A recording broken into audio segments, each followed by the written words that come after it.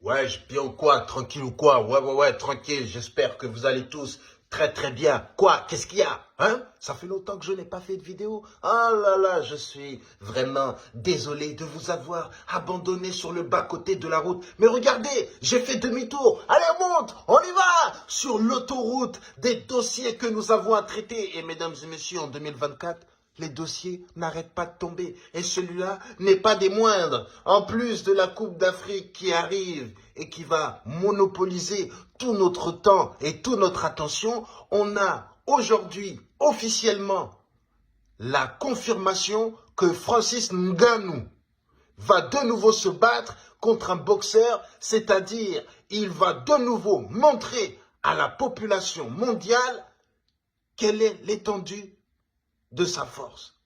Aujourd'hui, mesdames et messieurs, Francis Ngannou va combattre face à Anthony Joshua. Oh là là, quel combat absolument inattendu.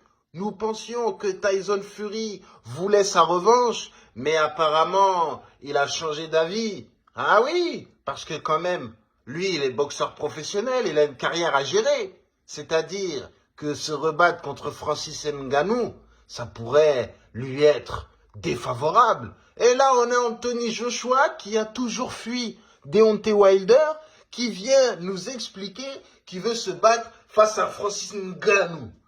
Ah là là là là, Anthony Joshua, toi qui as toujours fui Deontay Wilder, tu viens maintenant face à un encore plus grand puncher que lui.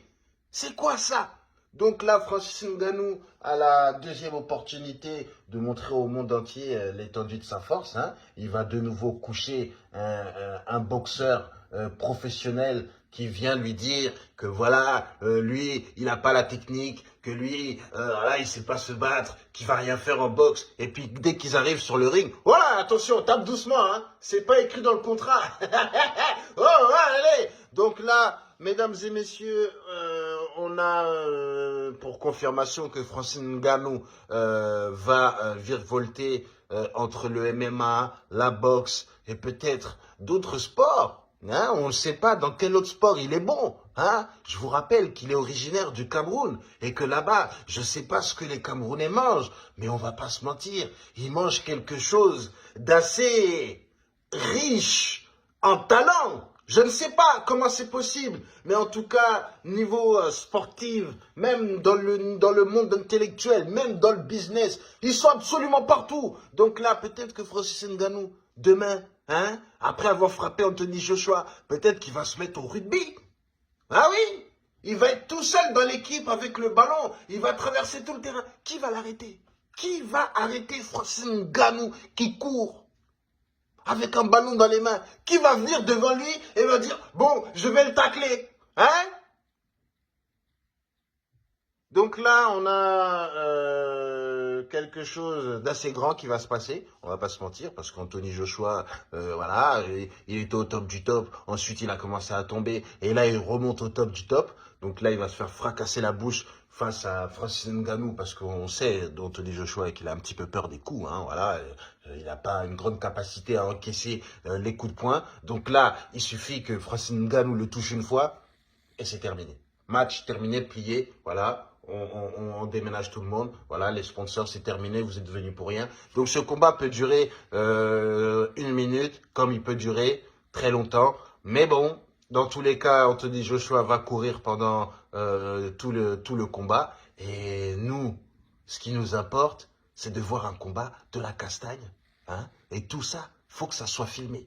Parce que nous, on veut garder des preuves que l'un s'est fait fracasser la bouche devant le monde entier. Tu comprends ce que je suis en train de t'expliquer? On veut voir chaque détail de cette castagne pour pouvoir critiquer. Parce que nous, c'est que ça qu'on sait faire. Mais bon, bref, mesdames et messieurs, la Coupe d'Afrique commence dans quelques temps. Hein, et puis, vous savez que moi, je vais couvrir cette Coupe d'Afrique avec des vidéos tous les jours, sur tous les pays, vous comprenez? Mais bon, bref, il y a aussi mon spectacle.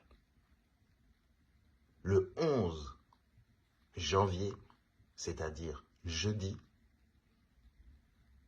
qui vient, où je serai à Montpellier. Vous comprenez? Montpellier. Commencez à prendre vos places, hein? Commencez à réserver. Parce qu'après, vous allez encore me dire, voilà, Foudier, quand est-ce que tu viens dans cette ville? Et quand je viens, attends, je dois aller acheter du pain. Jeudi 11 janvier à 20 h à London Roof.